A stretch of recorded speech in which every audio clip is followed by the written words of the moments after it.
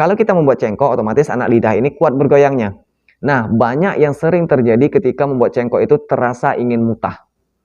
Ya kan? Nah, kalau terasa ingin mutah ya karena itu tadi, karena banyak lendir yang menyimpan di bagian pita suara beserta di dekat anak lidah. Assalamualaikum warahmatullahi wabarakatuh.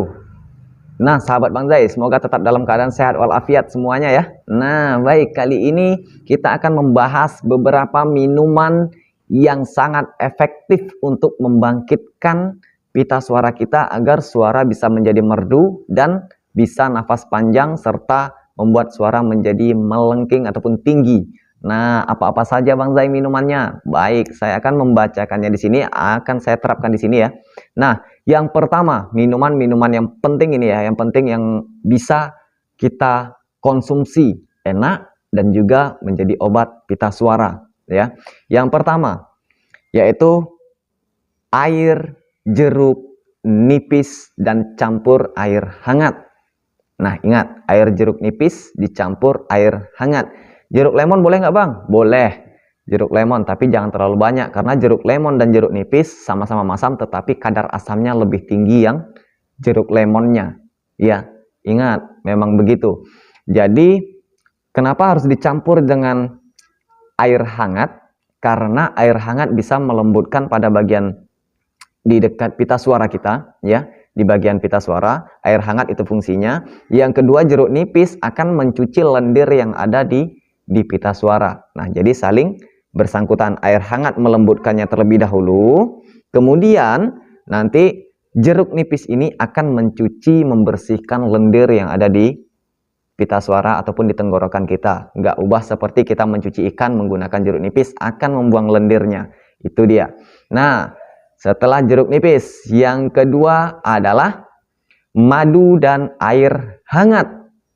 Ya, yang pertama tadi jeruk nipis air hangat untuk pita suara, sekarang madu dan air hangat untuk pita suara dan juga nafas kita agar panjang. Nah, air hangat untuk apa? Mengontrol di dalam lambung ataupun urat perut kita. Itu air hangat, ya, air hangatnya. Kemudian madunya untuk apa Bang Zai? Madunya yang pertama membuang ataupun menghindarkan, mengenepikan itu kuman-kuman ataupun bakteri yang ada di melengket di lendir-lendir pita suara. Fungsi madu. Terus akan mengontrol daya tahan tubuh kita. Ya, otomatis daya tahan tubuh kita sehat, otomatis suara bagus dan nafas pun akan panjang karena di dalamnya tadi sudah dicampurkan dengan air hangat. Air hangat tadi mengontrol pada bagian urat perut, ya, beserta melembutkan pada bagian pita suara. Ya, kapan minumnya Bang Zai? Saya setiap kali saya sarankan yaitu setelah bangun tidur sebelum mengkonsumsi apapun itu. Ya, sudah dua. Ya, selanjutnya yaitu air gula merah dicampur kunyit. Ya, air gula merah dicampur kunyit. Air gula merah ini tadi adalah air hangat juga. Jadi gula merah, air hangat dan kunyit itu dicampur adukkan, ya, dicampur adukkan. Kemudian setelah terasa hangat itu, ya, jangan sampai mendidih ya. Ketika sudah terasa hangat, kita langsung habiskan dalam satu napas.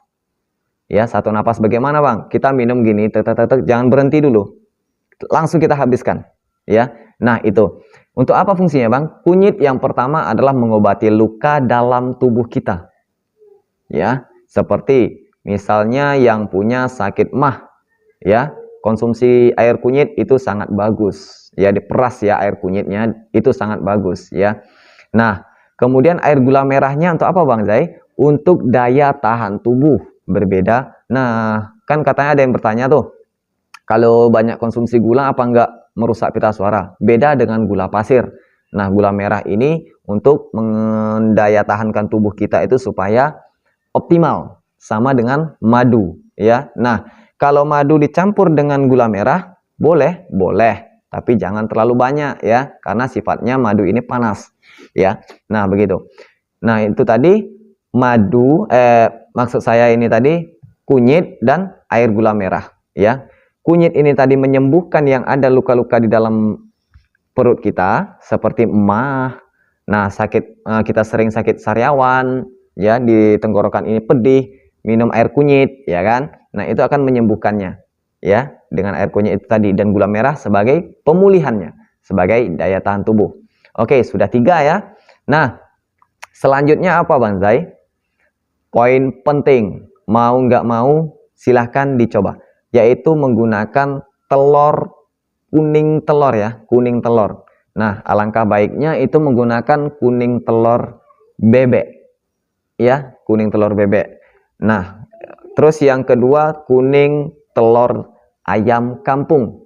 Nah, ya, jadi setelah kita buka tadi telur ini tadi, kita buka, putihnya jangan diminum. Saya tidak menyarankan putih ini diminum, ya. Kenapa? Karena putih telur itu nanti bisa membuat kita menjadi sesak, ya, sesak. Itu nggak boleh.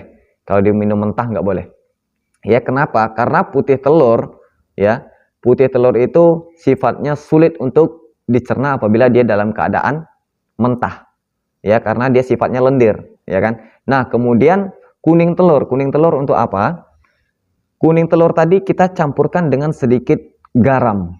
Ya, ini saya nggak bisa praktekkan, ya, karena posisi kita dalam keadaan bulan puasa nih, ya kan.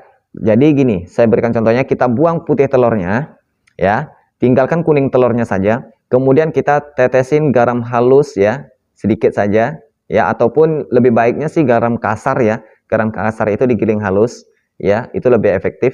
Dimasukkan, ditaburkan di dekat kuning telurnya, baru kita minum. Fungsinya buat apa? Yang pertama, kuning telurnya mengobati luka, sama dengan kunyit, ya, mengobati luka pada bagian tenggorokan. Misalnya kita dulu sering nih sariawan itu bisa membuat kita merusak pita suara. Kalau sariawan, sakit tenggorokan itu bisa merusak pita suara. Jadi harus segera diatasi ataupun dipulihkan. Nah, kemudian kuning telur tadi bisa membuat nafas kita menjadi panjang, ya. Ini bukan hanya sekedar mitos, ya. Karena apa? Karena setahu saya konsumsi kuning telur itu membuat kita daya tahan tubuh, stamina kita saat olahraga itu sangat kuat seperti maraton, ya kan, kuning telur. Nah, jadi otomatis kenapa kita bisa daya tahannya kuat saat maraton? Karena nafas kita bisa teratur, bisa terkontrol. Nah, jadi kan saling bersangkutan kuning telur tadi kan dengan pernapasan dan juga mengobati luka dalam. Ya, luka dalam. Nah, terus garam tadi untuk apa, Bang? Garam tadi untuk membersihkan juga pita suara, membuang lendir-lendir di pita suara.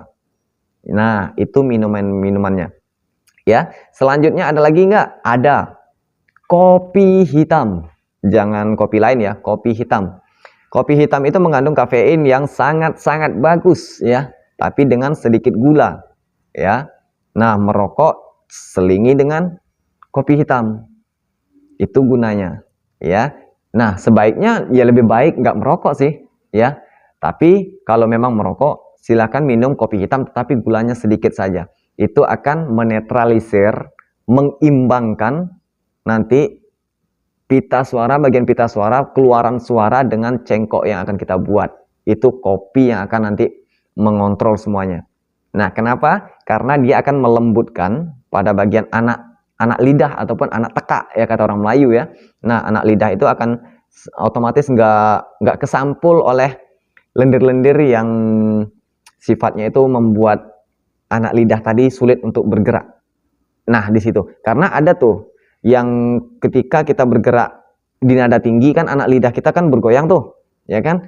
Nah, otomatis di situ kita akan membuat cengkok. Kalau kita membuat cengkok, otomatis anak lidah ini kuat bergoyangnya. Nah, banyak yang sering terjadi ketika membuat cengkok itu terasa ingin mutah, ya kan. Nah, kalau terasa ingin mutah ya karena itu tadi, karena banyak lendir yang menyimpan di bagian pita suara beserta di dekat anak lidah. Jadi harus segera kita bersihkan agar kita mudah membuat cengkok-cengkoknya tadi. Jadi anak lidah kita pun mudah untuk bergoyang, ya kan. Ketika kita ngomong, ketika kita membuat cengkoknya, itu dia akan lentur, enak, gitu. Beda dengan disampul dengan lendir. Kalau dengan lendir dia agak keras, jadi sulit untuk kita mengeluarkan cengkok, ya. Nah, itu tips dari saya. Beberapa itu tadi adalah minuman yang enak dan juga bisa bermanfaat. Selanjutnya, untuk minuman yang setelah gurah ada juga yang bertanya, silakan konsumsi air batang laos. Ya, air batang laos. Ketika Anda sudah gurah, konsumsi air batang laos. Saran saya itu. Baik, terima kasih atas perhatiannya, semoga bermanfaat. Yang belum like silakan like, komen, subscribe, dan juga share, bagikan kepada teman-teman semuanya. Terima kasih atas dukungan teman-teman semuanya. Assalamualaikum warahmatullahi wabarakatuh.